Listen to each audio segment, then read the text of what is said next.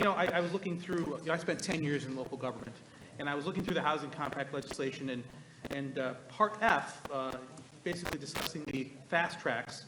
If you look at Article 20 and you look at the language, it essentially is blaming local government for the lack of housing or lack of affordable housing. And I'd just like to speak to that. Do you believe that the local government is to blame for the current housing situation? The purpose of the fast track is really to be an enforcement mechanism, but what we really want to see is actually localities doing rezonings and doing plannings and planning processes and meeting their growth targets. It's really just there for localities that don't do any permitting and don't do any planning. As you know, there are some localities that have actually issued moratoriums for development, and that is not how we are going to be able to ease the housing crisis in this state, is with localities. So I think it's a mix. I think there's lots of localities that do great work, and I think there's some that don't allow any permitting, and that's really there just to create the incentive for places to be doing rezonings and doing planning, so in fact they can meet their growth targets. So you're basically saying that the state knows better than localities if they have enough space or the infrastructure to support more housing, right? I mean, because you have as a commissioner, you have the right to actually delegate that power to override local zoning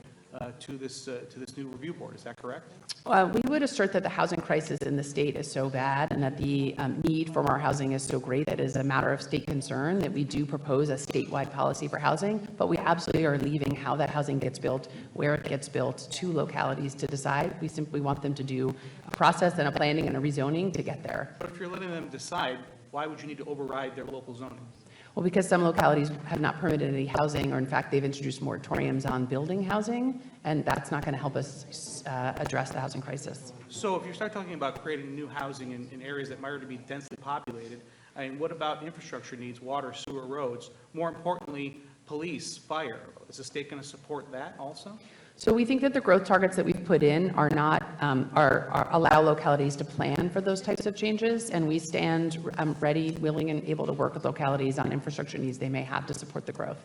Well, we're going to electrify everything, right? So what about ensuring that they actually have grid capacity to build these new houses that the state essentially is going to force upon them and also have to electrify? How's that going to work? So we're working really closely with NYSERDA. We have this with our affordable housing portfolio as well to make sure that there is capacity in places where the growth is happening to meet that demand. Do you have budget money in order to ensure that the electrical infrastructure will be able to meet that capacity for these millions of new units you're going to create?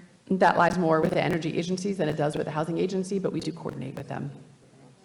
I think it's rather troubling that we think local government hasn't done a good job and the state has done a better job. I think a lot of local government officials would disagree, but thank you.